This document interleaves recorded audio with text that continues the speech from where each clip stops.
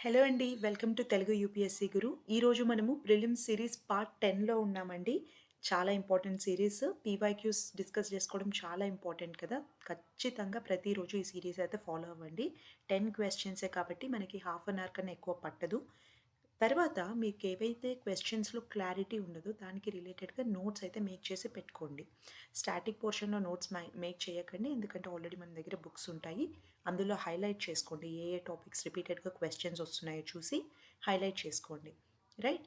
అదే డైనమిక్‌కి రిలేటెడ్ ఏదైనా ఉంది అంటే మీకు న్యూస్ పేపర్ ఎలా చదవాలి అనేది కూడా ఒకటి అర్థమవుతుంది ఇలాంటి క్వెషన్స్ చూసినప్పుడు. రైట్? కాబట్టి ఈరోజు మన ఫస్ట్ క్వెషన్ ఏంటో చూద్దాము.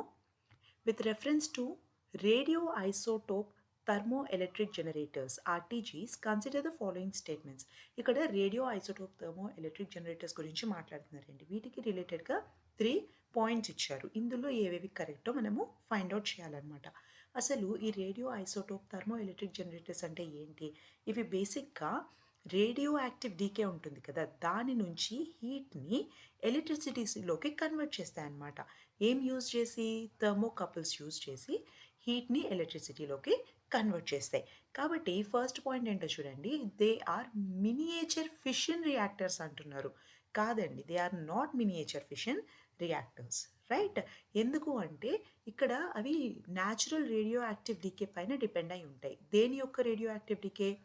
ప్లూటోనియం 238 యొక్క రేడియో యాక్టివ్ డీకే పైన డిపెండ్ అయి ఉంటాయి అన్నమాట. రైట్? ఈ రేడియో యాక్టివ్ డికే నుంచి హీట్ ప్రొడ్యూస్ అవుతుంది. ఆ హీట్ని ఎలక్ట్రిసిటీలోకి కన్వర్ట్ చేస్తాయి అన్నమాట. ఏం యూజ్ చేసి? థర్మోకపుల్ యూజ్ చేసి. కాబట్టి ఎక్కడ కూడా న్యూక్లియర్ ఫిషన్ అనేది జరగట్లేదన్నమాట. సో ఫస్ట్ ఆప్షన్ కరెక్ట్ కాదు. యాక్చువల్గా ఇక్కడ మీరు ఒకసారి ఆప్షన్స్ చూడండి. పీవైక్యూస్ డిస్కస్ చేసుకోవడం ఎందుకు ఇంపార్టెంట్ అంటే ఒకటి ప్యాటర్న్ అర్థమవుతుంది కదా. సో ఇక్కడ చూడండి, ఫస్ట్ ఆప్షన్ తప్పు అని తెలిసిన వెంటనే 3 ఆప్షన్స్ ఎలిమినేట్ అయిపోయాయండి. ఏ తప్పు, సి అండ్ డి తప్పు. మనకి డైరెక్ట్‌గా ఆన్సర్ ఏదో తెలిసిపోతుంది. సో ఫస్ట్ పాయింట్ చదివిన వెంటనే మీకు ఆన్సర్ వచ్చేస్తుందన్నమాట. మొత్తం క్వెషన్ చదివి టైం వేస్ట్ చేసుకోవాల్సిన పని కూడా లేదు. రైట్? అందుకనేసి మీరు ప్రీవియస్ ఇయర్ క్వెషన్స్ అండర్‌స్టాండ్ చేసుకుంటే ఆన్సర్ చేసేటప్పుడు మీకే ఈజీ అవుతుందన్నమాట. Right?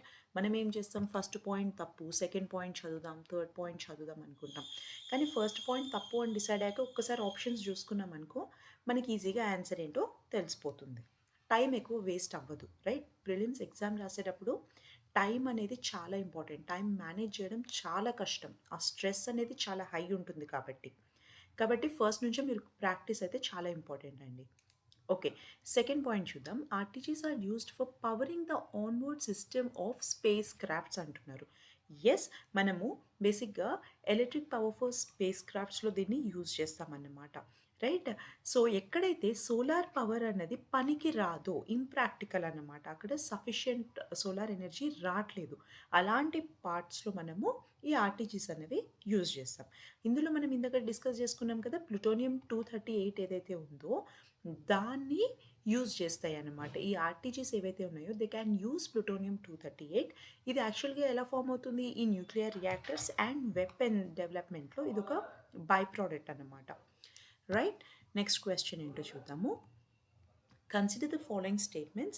Giant stars live much longer than dwarf stars. Statement 2. Compared to the dwarf stars, giant stars have a greater rate of nuclear reactions అంటున్నారు. ఈ joint stars ఏవైతే ఉన్నాయో అవి dwarf stars కన్నా చాలా కాలం బతుకుతాయి. అంటే దే లివ్ మచ్ లాంగర్ అంటున్నారు. కానీ బేసిక్‌గా ఏంటంటే ఈ జాయింట్ స్టార్స్ ఏవైతే ఉంటాయో అవి ఫ్యూయల్ కూడా ఎక్కువ కన్జ్యూమ్ చేసేస్తాయన్నమాట. వాటి ఫ్యూయల్ ఉంటుంది కదా, అవి ఎక్కువ కన్జ్యూమ్ చేసేస్తాయి. దానివల్ల ఏమవుతుంది? వాటి లైఫ్ స్పాన్ కూడా తక్కువ ఉంటుంది డ్వార్ఫ్ స్టార్స్‌తో కంపేర్ చేస్తే. రైట్? సో ఫస్ట్ స్టేట్మెంట్ అయితే ఇన్‌కరెక్ట్ అండి. రైట్? మీకు ఫస్ట్ స్టేట్మెంట్ ఇన్‌కరెక్ట్ ఎందులో ఉంది? అదొకటి చూసుకోండి. రైట్? సో ఇది చూడండి, స్టేట్మెంట్ 1 ఈస్ ఇన్‌కరెక్ట్. ఇక్కడ సెకండ్ స్టేట్మెంట్ చూద్దాం. Compare to dwarf stars, joint stars have a greater rate of nuclear reactions అంటున్నారు. డ్వార్ఫ్ స్టార్స్‌తో కంపేర్ చేస్తే జాయింట్ స్టార్స్‌కి న్యూక్లియర్ రియాక్షన్స్ అనేది హై ఉంటుంది అంటున్నారు. ఎప్పుడైతే ఒక స్టార్ జాయింట్ ఉంటుందో, మాసివ్ ఉంటుందో, రైట్, అక్కడ న్యూక్లియర్ రియాక్షన్ కూడా హై ఉంటుందన్నమాట. దానికి ఏమవుతుంది అంటే ఇక్కడ టెంపరేచర్స్ అనేవి హై ఉంటాయి. రైట్?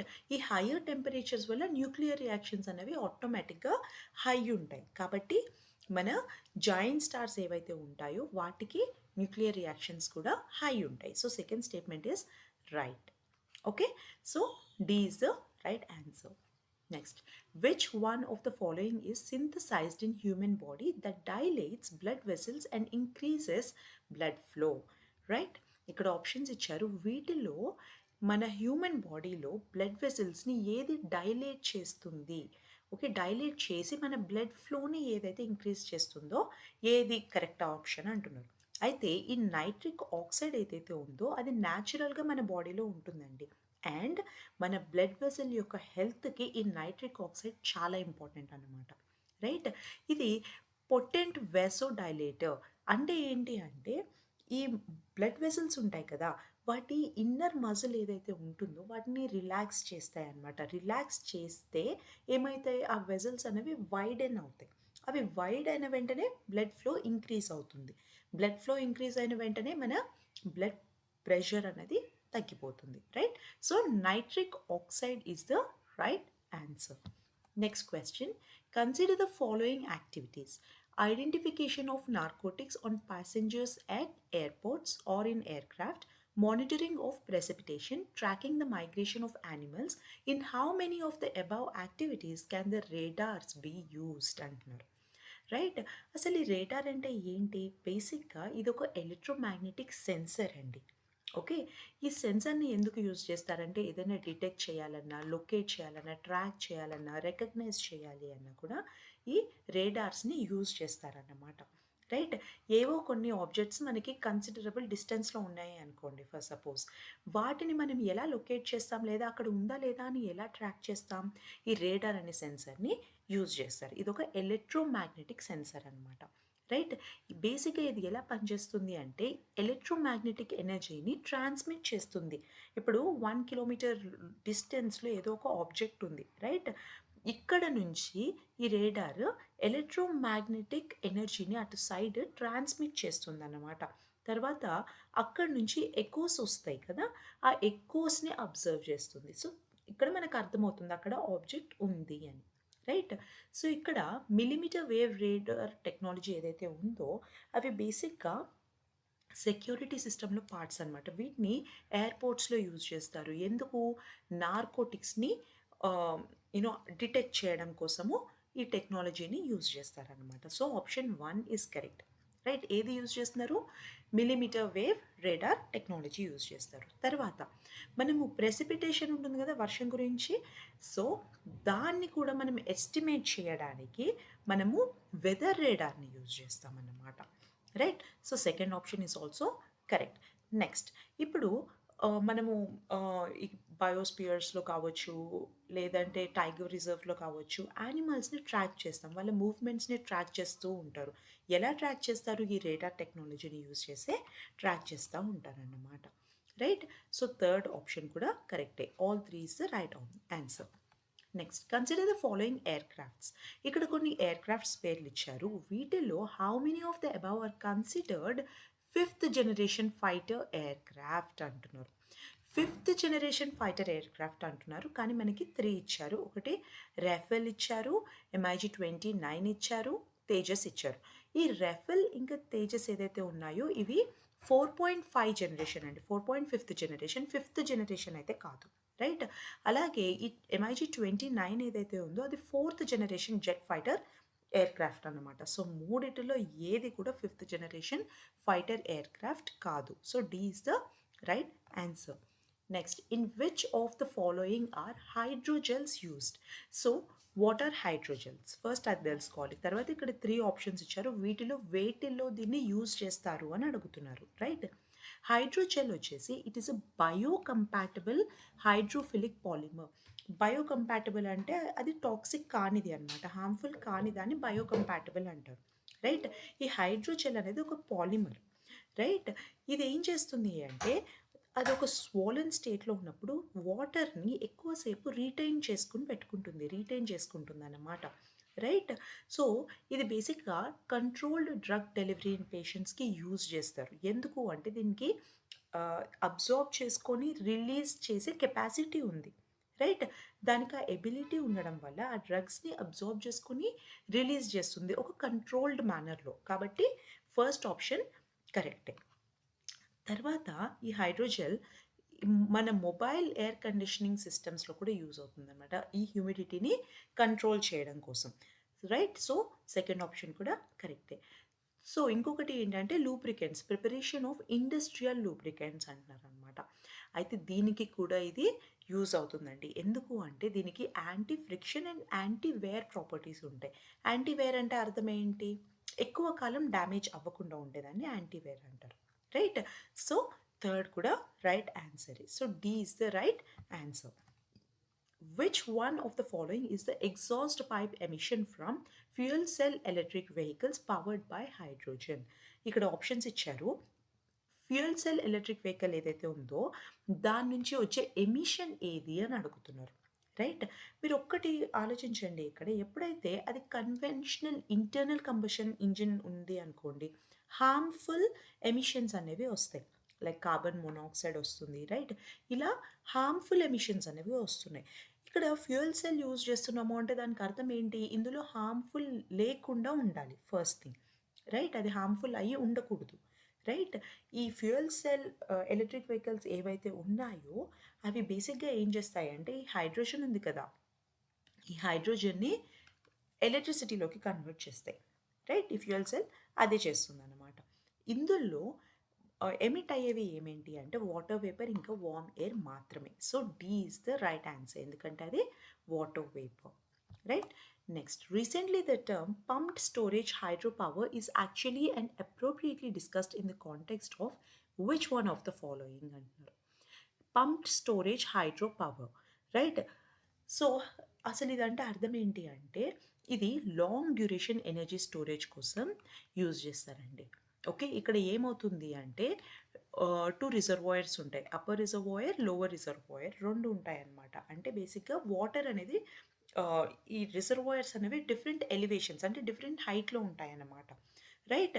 ఈ ఇక్కడ వాటర్ ఫ్లో ద్వారా ఈ టర్బైన్ అనేది మూవ్ అయ్యి దాని ద్వారా ఎలక్ట్రిసిటీ అనేది జనరేట్ అవుతుంది. అప్పుడు ఏమవుతుంది అంటే డిమాండ్ హై ఉన్న టైంలో ఎలక్ట్రిసిటీని యూజ్ చేసుకుంటారన్నమాట. రైట్? సో, ఇది low long duration energy storage. C is the right answer. Next, membrane bioreactors are often discussed in the context of membrane bioreactors. యాక్చువల్గా ఏంటి అంటే ఈ membrane bioreactor technology waste water treatment technology అన్నమాట. Right? ఒకప్పుడు మనము waste water treatment కోసము sludge process use చేసేవాళ్ళం. కానీ ఇప్పుడు ఈ మెంబ్రెయిన్ బయోరియాక్టర్ టెక్నాలజీ అనేది వచ్చిందనమాట. Right? So, D is the right answer. Next, with reference to the Indian economy, collateral borrowing and lending obligations are the instruments of. So, ఇక్కడ collateral borrowing and lending obligations అంటున్నారు. క్వెషన్‌లోనే answer ఉంది. కానీ ఎక్కడ use చేస్తున్నాము అన్నది మనకు తెలియాలి. అంతే. Right? So, collateral borrowing and lending obligation అంటే అర్థం ఏంటి అంటే ఒక బారోవర్ ఉంటారు. అతనికి డబ్బు కావాలి అనుకోండి. ఇప్పుడు ఒక పర్సన్‌కి డబ్బు కావాలి. అతను ఏం చేస్తాడు? తన దగ్గర ఉన్న కొలాటరల్ అంటే సెక్యూరిటీ అనమాట. బేసిక్‌గా కొద్దిమంది గోల్డ్ లేదా వాళ్ళకి ఏదన్నా వెహికల్ కొద్దిమంది యూజ్ చేస్తారు కొలాటరల్ లాగా. కొద్దిమంది వాళ్ళకున్న ల్యాండ్, ప్రాపర్టీ ఏదైనా ఉందనుకోండి, వాటి పేపర్స్ ఉంటాయి కదా! వాటిని కొలాటరల్‌గా సెక్యూరిటీ బేసిక్‌గా. రైట్? ఒకవేళ ఈ బారోవర్ డబ్బులు తీసుకున్నాక రేపు డబ్బులు పే చేయట్లేదనుకోండి, అప్పుడు లెండర్ లాస్ అవుతారు కదా! అలా కాకుండా ఫస్టే ఈ బారోవర్ నుంచి లెండర్ ఒక కొలాటరల్ అనేది తీసుకుంటారన్నమాట. వాళ్ళ దగ్గర పెట్టుకొని వాళ్ళేం చేస్తారు, వీళ్ళకి ఎంత కావాలో అంత క్యాష్ ఇచ్చేస్తారన్నమాట. రైట్? ఇవి బేసిక్‌గా ఏంటి అంటే మనీ మార్కెట్ ఇన్‌స్ట్రుమెంట్ అండి. Right? So, C is the right answer. Yes. ఈ రోజుతో మనము 100 క్వెషన్స్ కంప్లీట్ చేసామండి. 2024 క్వెషన్ పేపర్ కంప్లీట్ అయిపోయింది. ప్రతిరోజు ఫాలో అయ్యే వాళ్ళకి కంగ్రాచ్యులేషన్స్. ఎందుకంటే మీరు 100 క్వెషన్స్ కవర్ చేశారు విత్ డీటెయిల్డ్ ఎక్స్‌ప్లనేషన్. కానీ ఇవే క్వెషన్స్ మళ్ళీ అడగరు. కాబట్టి మీరు ప్యాటర్న్ అండర్‌స్టాండ్ చేసుకోండి. క్వెషన్స్, ఆన్సర్స్ మీద మాత్రమే ఫోకస్ చేయకండి. ఇప్పుడు ఈ 100థ్ క్వెషన్ ఏదైతే ఉందో ఒకసారి చూడండి. నెక్స్ట్ టైమ్ బాండ్ మార్కెట్ మీద అడగొచ్చు. లేదా ఫారెక్స్ మార్కెట్ మీద అడగొచ్చు. స్టాక్ మార్కెట్ మీద అడగొచ్చు. రైట్. సో, వేటి మీద అన్నా కూడా అడగడానికి ఛాన్సెస్ ఉంటాయి. మీకేంటి అంటే ఇవి ఒక ఐడియా ఇస్తాయి మన పీవైక్యూస్ అన్నవి. ఈసారి మనీ మార్కెట్‌కి రిలేటెడ్‌గా క్వెషన్ అడిగారు కదా! కమింగ్ ఇయర్స్‌లో వీటికి రిలేటెడ్‌గా క్వెషన్స్ అడుగుతారు. రైట్. సో, మీరేం చేయాలి? ఇప్పుడు దీనికి 4 ఆప్షన్స్ ఉన్నాయి. ఈ 4 ఆప్షన్స్ మీద కూడా కొంచెం రీసెర్చ్ చేసి పెట్టుకోవాలి. మన రమేష్ సింగ్ బుక్‌లో డీటెయిల్డ్‌గా ఉంటుంది ఇన్ఫర్మేషన్. రైట్. అది చదువుకొని పెట్టుకున్నా సరిపోతుంది. అదంతా హైలైట్ చేసి పెట్టుకోండి. వీటికి రిలేటెడ్‌గా డేటా ఎక్కడైతే ఉందో అదంతా కూడా హైలైట్ చేసి పెట్టుకోండి. సో, నెక్స్ట్ టైమ్ దీనికి రిలేటెడ్‌గా క్వెషన్ అడిగితే మీరు భయపడకూడదు. రాదు కదా అని అనుకోకూడదు. ఎందుకంటే ఇవి ఇంపార్టెంట్ టాపిక్స్. మనకి ప్రిలిమ్స్ అనేవి మనకి ఆహ్, ఏమంటారంటే హెల్ప్ చేస్తుందనమాట. పీవైక్యూస్ క్వెషన్స్ ఏవైతే ఉంటాయో ప్రిలిమ్స్‌వి చాలా హెల్ప్ చేస్తాయి. రైట్. ఇంపార్టెంట్ అన్నది అంతా కూడా మనం ప్రీవియస్ ఇయర్ క్వెషన్ పేపర్స్‌లో చూడొచ్చు. ఏదేది ఇంపార్టెంట్ అన్నది. రైట్. సో, ఇప్పుడు ఇదొకటా? నెక్స్ట్ చూడండి. ఇక్కడ ఆహ్, ఓకే. ఇవి ఉన్నాయి కదా! ఎయిర్‌క్రాఫ్ట్‌కి రిలేటెడ్‌గా క్వెషన్స్ అడిగారు. మనకి నెక్స్ట్ టైమ్ ఇలాంటి క్వెషనే అడగకపోవచ్చు. కానీ something related to this. Right. So, ఎయిర్‌క్రాఫ్ట్‌కి రిలేటెడ్‌గా ఇంకేదైనా డిఫరెంట్‌గా క్వెషన్ అడగొచ్చు. కాబట్టి మీకు అండర్‌స్టాండ్ చేసుకోవాలి. వీటిని బేస్ చేసుకొని కొంచెం బ్యాక్‌గ్రౌండ్ వర్క్ చేశారు అంటే మీరు ఆ ఆన్సర్స్ కూడా ఈజీగా రాయగలుగుతారు. రైట్. యెస్. ఓకే. సో, అంతేనండి. That's it. మనం 100 క్వెషన్స్ కంప్లీట్ చేసేసాము. మళ్ళీ నెక్స్ట్ దాంట్లో మనం 2023 క్వెషన్ పేపర్ స్టార్ట్ చేయబోతున్నాము. All the very best and thank you so much ఈ సీరీస్‌ని ఫాలో అవుతున్నందుకు. I wish you all the best అండి. బాగా ప్రిపేర్ అవ్వండి. ఓకే. టైం కూడా ఇంక తగ్గుతుంది. ఆల్రెడీ డిసెంబర్ ఎండ్ అయిపోతుంది. రైట్? Thank you.